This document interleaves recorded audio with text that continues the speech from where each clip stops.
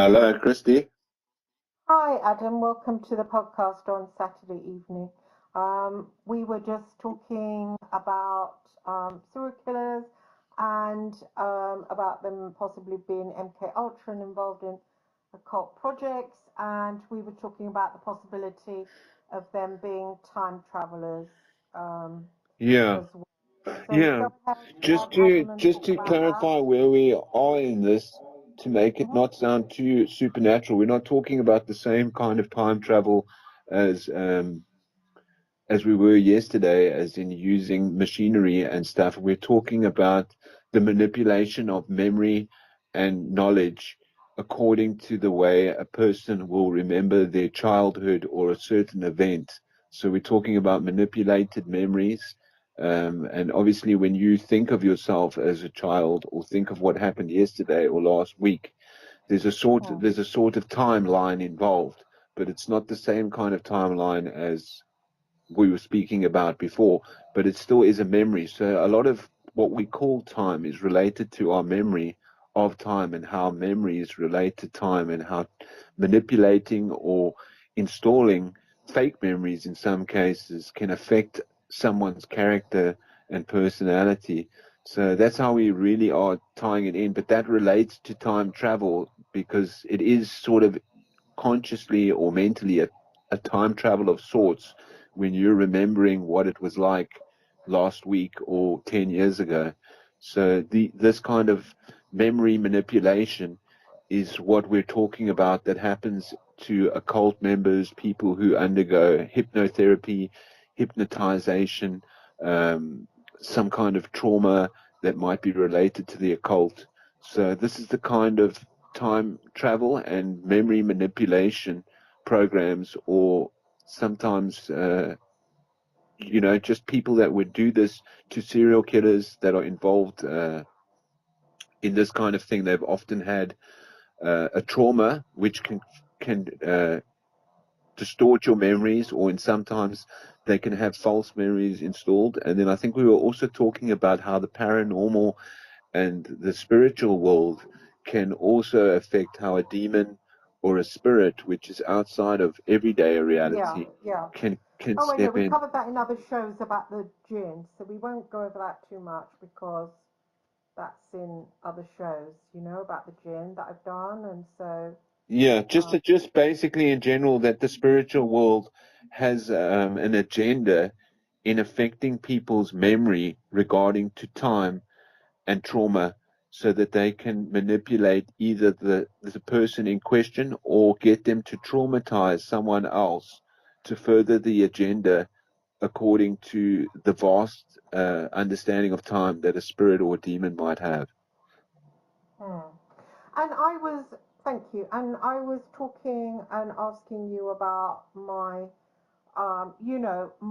need to plummet into the serial killers, two of them, Ian Brady and Kenneth Bianchi. I spent a great number of years, and it was like not an interest in them as people. It was like I was hunting for their private file, and I really tried really, really hard to get that private file, and even going astrally with the last one, Bianchi, and sort of getting him and torturing him to try and find out. I literally would go astral and just torture him and just try to tell me.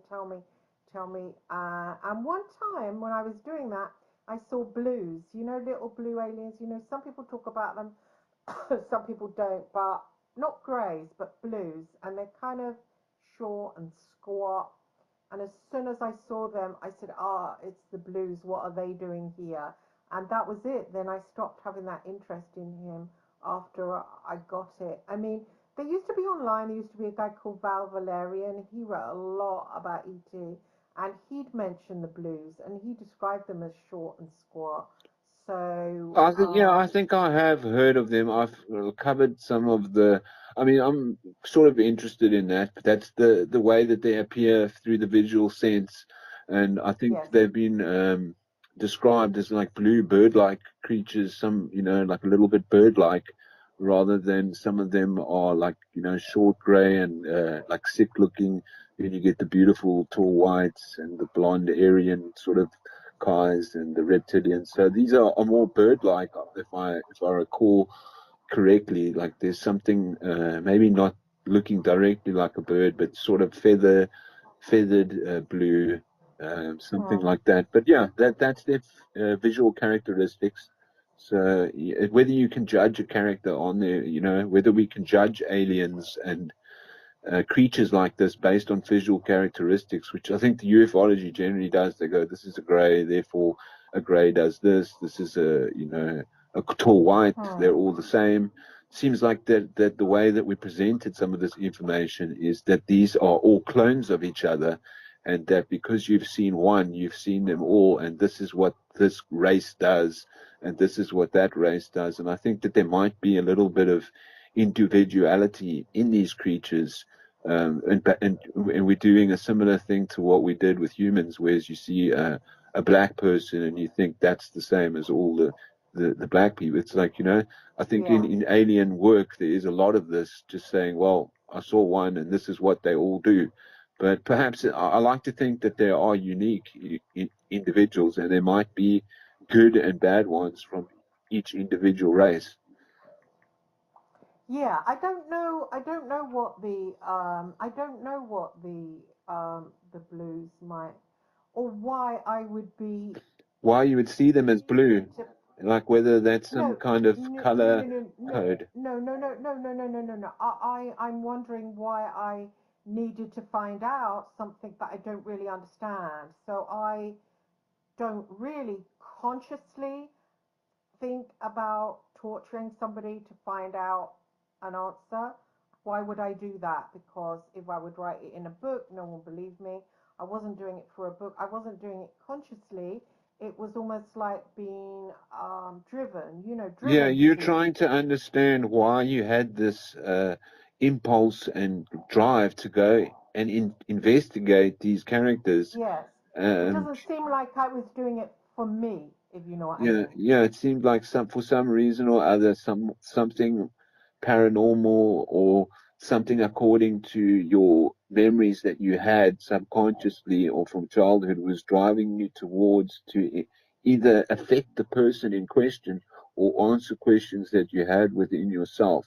It could be either of those. Like you may have had a profound effect on the people that you were investigating, and that could have been driven from the spiritual world, or it could be driven from this world. And those are going to be the two main questions: is this a spiritual, paranormal drive, or is this something relating to an occult project, or something like that? Hmm. And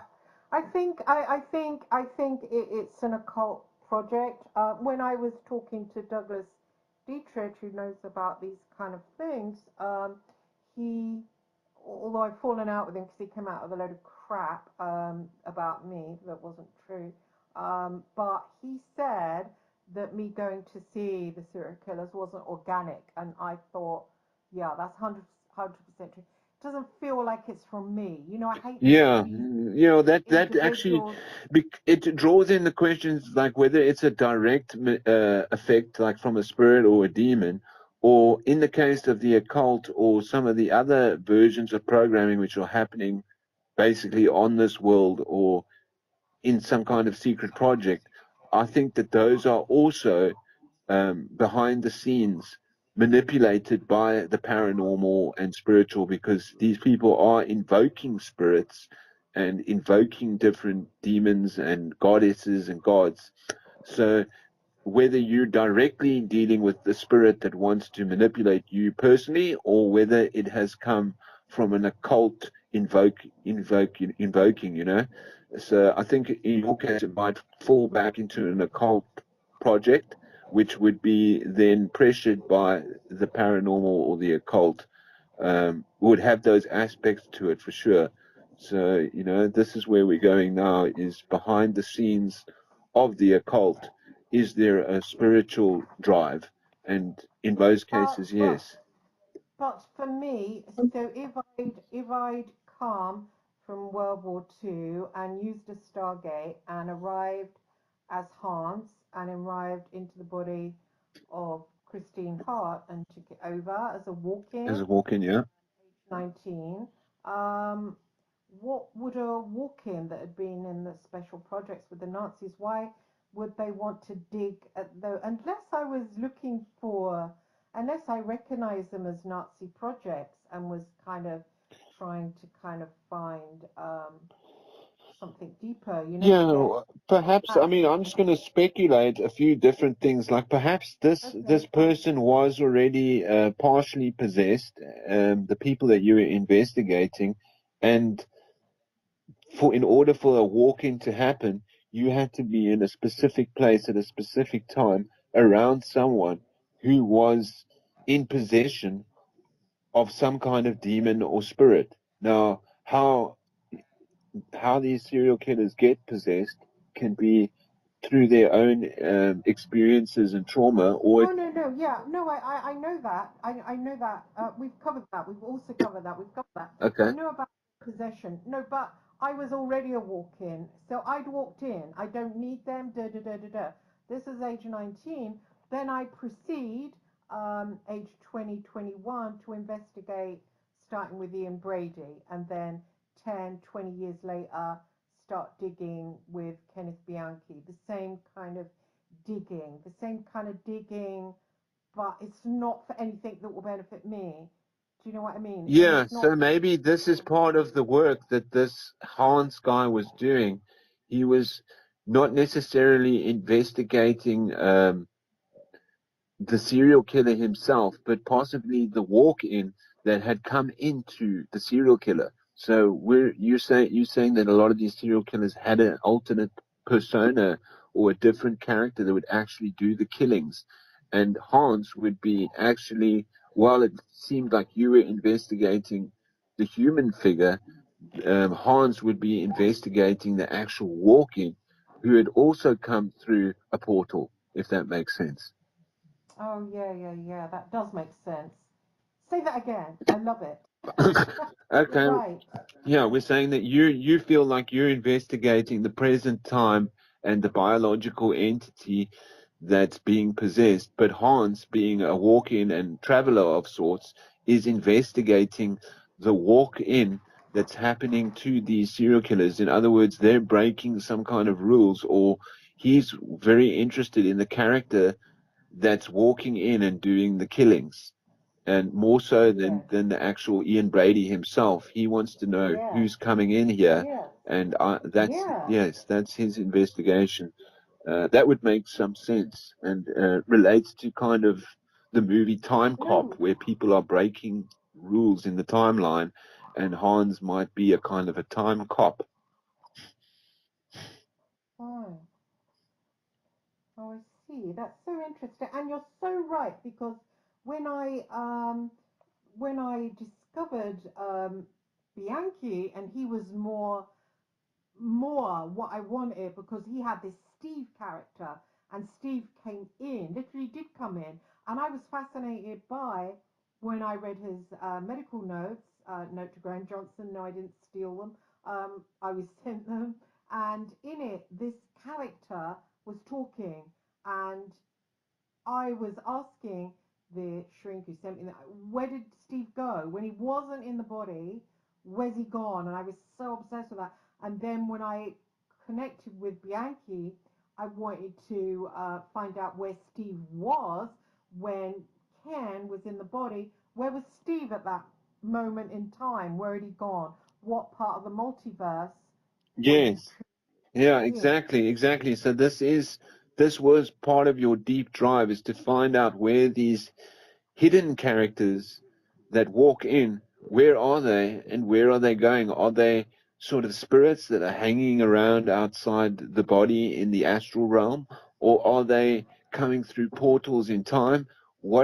So some part of you was driven as to be more interested in the second character, or the spiritual takeover, the walk in itself. You were Hmm. interested in finding out a lot about these spirits and where they were going, what was their origin, and what was their destiny, or what was their destination and what was their origin, which seems to be like what you were deeply interested in, or at least the walk-in that came into you. had this as a mission.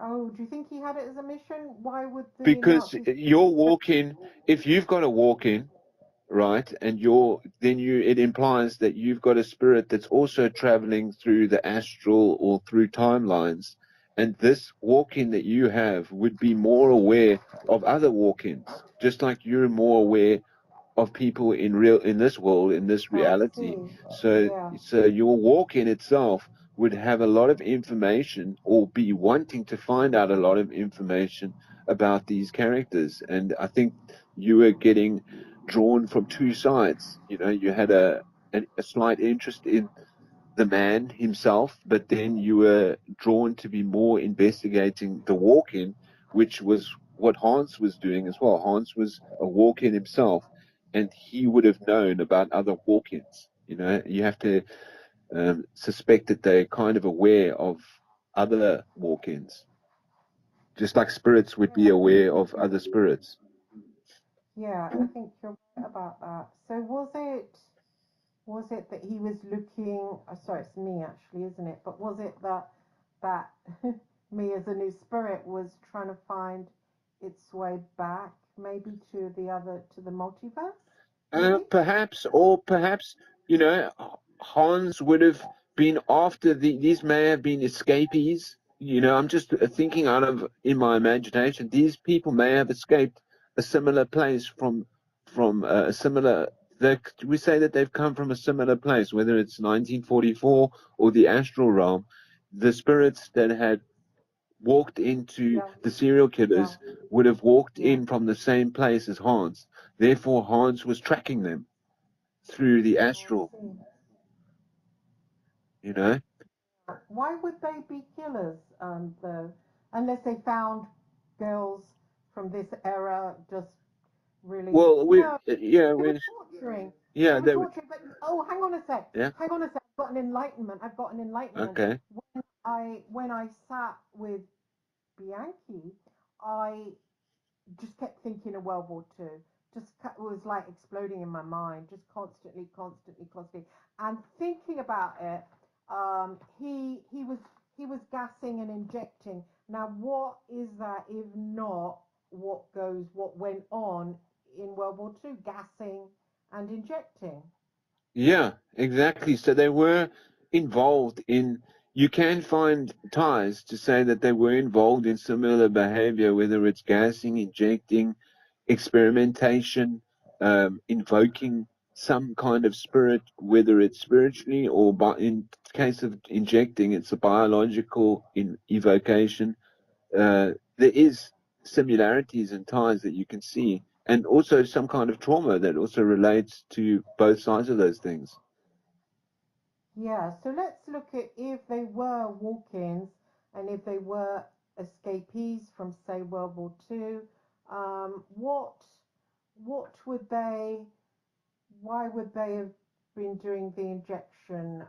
Maybe the confusion, or maybe hang on. If they came from that World War Two, might they have been? Oh, I know. What if they were in the camps? Oh, what if they sent people from the camps? And what if they tortured them and used them in the Stargates? Yeah, I'm sure that initially, if you were using time travel, right, and you were involved in those times, you would be taking people like lab rats, and you wouldn't be using your top brass or the Hitler's SS. He wouldn't be using his top guys. They would be first, obviously, like in science, they would experiment probably with a mouse or like a lab A rat. mouse? Yeah, and then they Sorry. would probably take slaves or captives Yes. and Yes. experiment on them first before they start sending through their own guys. So there would have been a lot of experiments, sometimes just innocent people that were captured. And these would have been some of the first people. It's like also when they went into space, supposedly they were using monkeys and things like this before they were sending like their own guys. So it makes sense that they would experiment with just like random people, sometimes children. They would do experiments on children, on twins, and different. genetic part, they would experiment with different genetics and find out which genetics is the best one to work with. Hmm.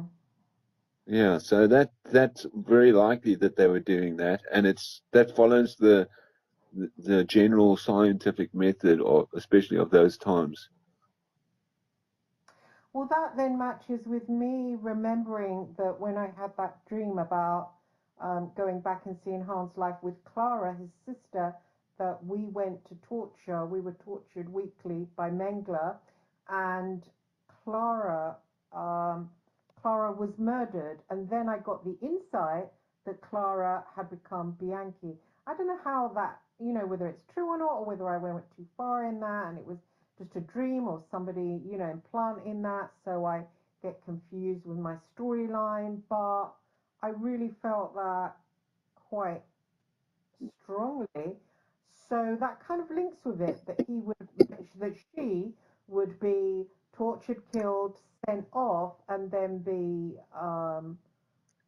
Yeah, you know, so yeah, we're basically saying that they're opening up a portal, whether it's genetically or biologically, or whether it's through trauma. So through trauma, you can open yourself up to the paranormal and spiritual world because you have the sort of gateway through the trauma that you have is almost like a wound. Some people call it a wound, or opening a door because you've been cracked, your eggshell slightly cracked. You've got a place that spirits and the paranormal can come into. Then the other method is biological, by biologically altering someone's genetics. This also opens a portal, a doorway, and it's basically opening a gate for the spirits and the paranormal to come in, and they would have been experimenting via the psychological method, which would be trauma based, and the other one would be genetically biological alteration, which is changing your actual DNA and stuff like that. So they both relate to the same thing, but one of them is a biological sort of trauma, and the other one is a psychological trauma. hmm. But you'd have to be really off your tits to start doing things to other people. Like these serial killers, they got stuck in. And it doesn't make sense to me, their murders, because they seem to be, like there was neck slitting, there was the torturing. Yeah, a lot of the time it doesn't make sense. If you've ever heard people who it's because you have to remember that the way that you're dealing with some of these spirits that they invoke or some of the paranormal stuff, it it's very hard to make sense of what a spirit is talking about because half the time they sound drunk. If you've ever seen like a possession or tried to deal with spirits, the people that come back with the information, they come back with a very loose, almost like a drunken. It's very deep, but it's sort of stupid at the same time. Like spirits are kind of in this world, they're sort of drunken and a little bit clumsy because they're not totally able to fully, they're not fully in the body. They're sort of taking over parts of the body, so they're not as aware as they would be in the spiritual world. So I think that this um, mixture of information can cause people to, they might give them specific instructions on how to do something, but by the time the possession happens, it's almost like a drunken man trying to do something pretty technical. So there are mistakes, and that's why they would experiment a lot. Is who's going to be the best person to deal with this amount of information? How can the information be crossed over without turning into, like someone who's taking a drug and not, being able to fully function while on the drug, or they're going to just trip out and not be able to complete the task. Hmm. I mean, say they were these people sent as travelers, and they took over the bodies of these adopted men, and it was always around the age of 25. That I suppose that is a time if people want to, suicide and stuff like that. And say that happened to those, and they were walked in by, say, these travelers that had been traumatized. I still don't know what I still don't think the walk-in would be that traumatized that it would start killing. It has to be the involvement then of something else that made them start going and doing. the torturing? Because surely they wouldn't be, and I don't believe they'd be sent through a Stargate just to come to another Well, I time. think to make it sound easier, like why traumatization is very psychological traumatization is very important for not only good spirits but bad spirits or travelers from a non-physical dimension. Why the trauma is important is it's almost like the opening of like a sperm hitting an egg. No, It's yeah, no, no. I honestly see about trauma and what it causes. But I'm saying, why would they kill then? Why do they come here? And I still struggling with why they torture, why oh, the serial. why do they torture again if they've been tortured themselves? So they can also they this the killing themselves could be if you like for instance someone's killing babies, you would say, well, why is this person killing babies? How's this working towards their agenda? Now they would be interested in the child itself changing the timeline. So if that child, for instance, grows up, it's going to be a nuisance. So they may be wanting to this might be a sort of an assassination of a child before it becomes old because it's got the wrong type that they don't want to grow up. This would be the agenda of the non-physical world. So it could be an assassination. It also could be a way that they could um, manipulate further the trauma that's been done to the person that they're using by making them kill people and become more and more dark themselves. So it could be like a kind of training to numb all the senses. So a lot of the time they want to numb them, make them emotionally numb, things like this, so that the tasks that they're given become easier and easier as they get numbed, the same way that a military would numb a man that becomes, they can act without having an emotional resistance. Yeah, I see what you mean. So the first thing you said was the assassinations of the child. So looking at their victims, well, the Hillside Strangler took a lot of those young girls. Are you saying that they would have grown up to do something, Yeah, or they perhaps could have overseen the future a little bit and seen these children as perhaps of a threat of some kind, or children that were not viable to their agenda. Therefore, wiping them out would be um, would be logical, I guess. And then you could also say there's a little bit of both that they also want to numb the subject so that he can be further and further easier to possess and do uh, these assassination plots. Like it's almost like training an assassin, and hmm. the way that serial killers seem to train themselves. If you look at serial killers, they before they actually do serial killers, they numb themselves by killing animals and things like this. So they before they you actually before they actually start off being serial killers, there's usually a couple of murders, and the first one, I think even Ted Bundy said that the first few are kind of emotional, so they can't act as quickly and they can't have a clean. It's not very clean because they're feeling a lot of feeling around it. So they want to numb them completely so that they can act like a robot. Right? What will they gain out of that? They become more sophisticated in doing the actions of the person. Say it's like a military. What would the military do with an assassin as he becomes numb? They can give him a direct order, and without him getting emotional resistance, he can move through this. So this could be a training to emotionally numb someone. That if you give them a more complicated task, they're not going to be distracted by emotions and things like this. So They'll I hear you, but they end up in prison, don't they? These guys, you Some of think? them do, the ones that get caught.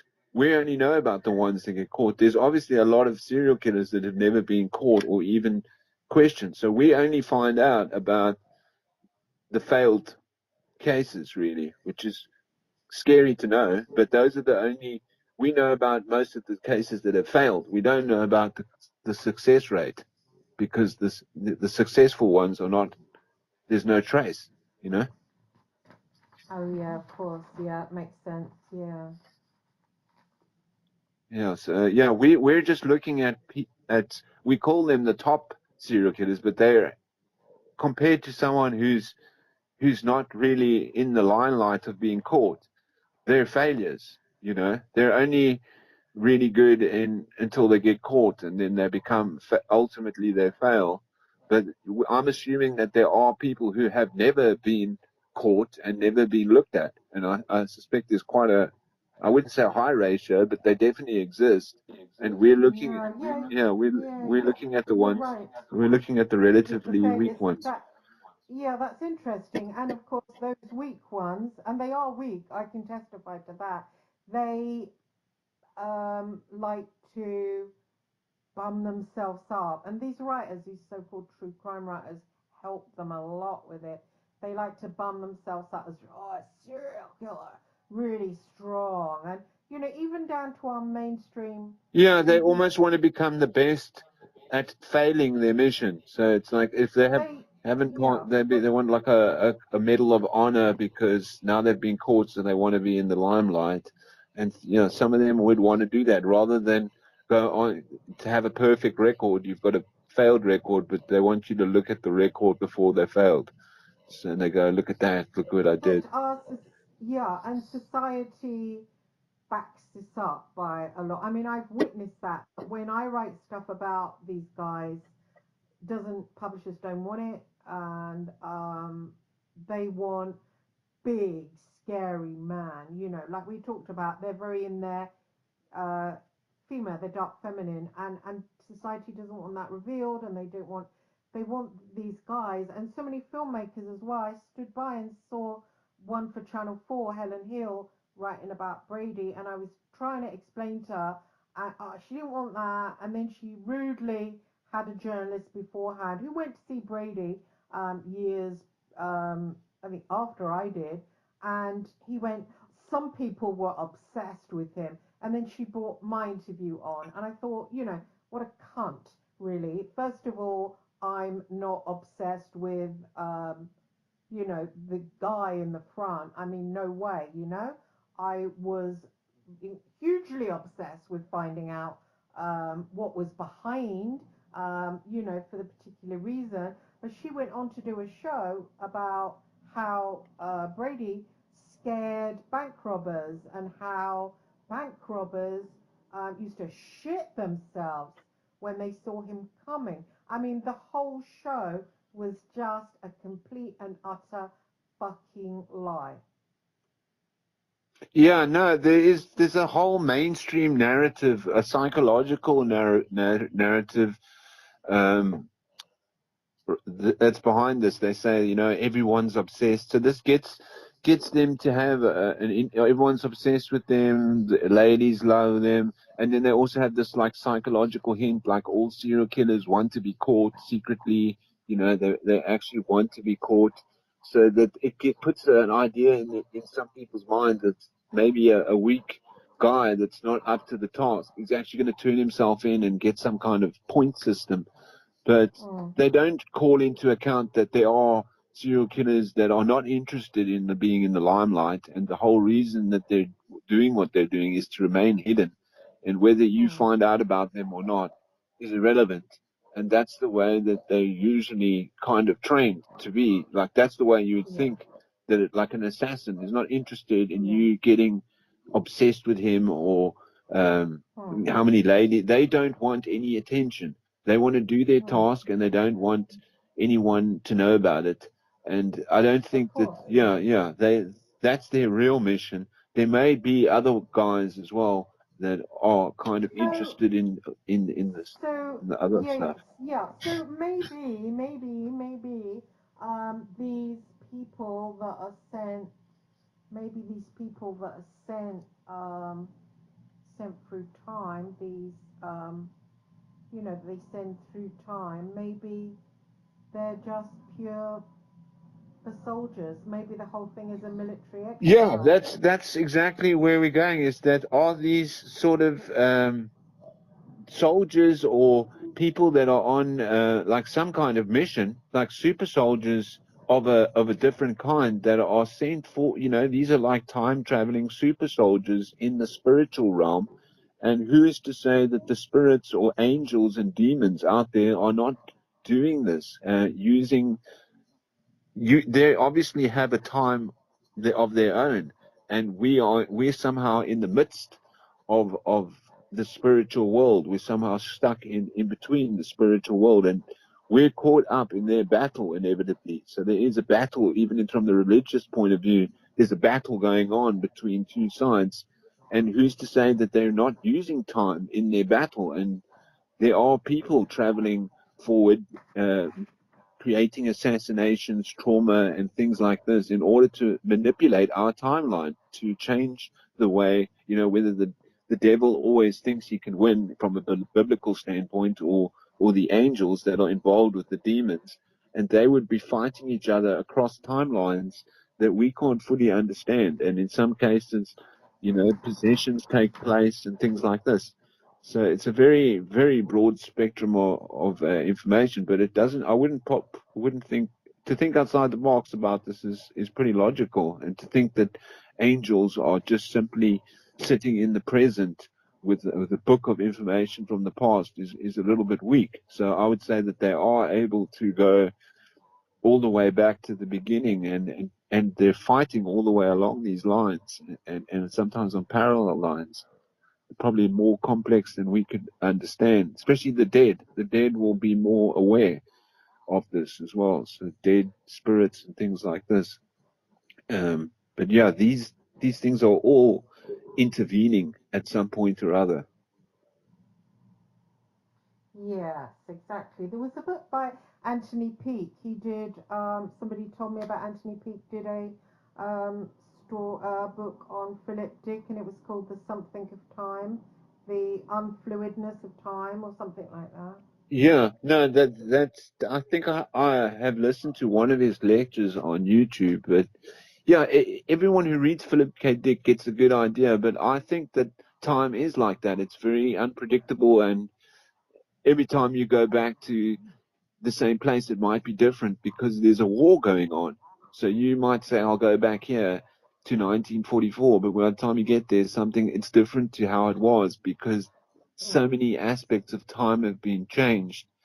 And that's just in our timeline. Then there's another person that says there's a solid. I think there's two kinds of time. So there are like a liquid, like we said, liquid form of time and a solid state time, and they both exist independently of each other.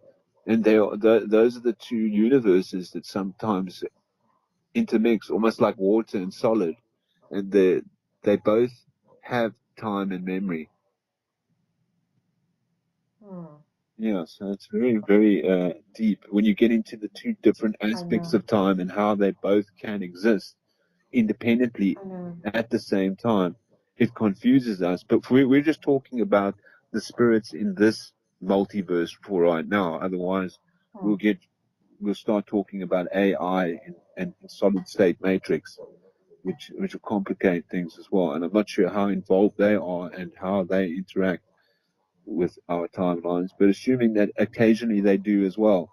So everything, that will be like the place, almost like a heaven, where heaven is, and we're stuck in between purgatory and hell.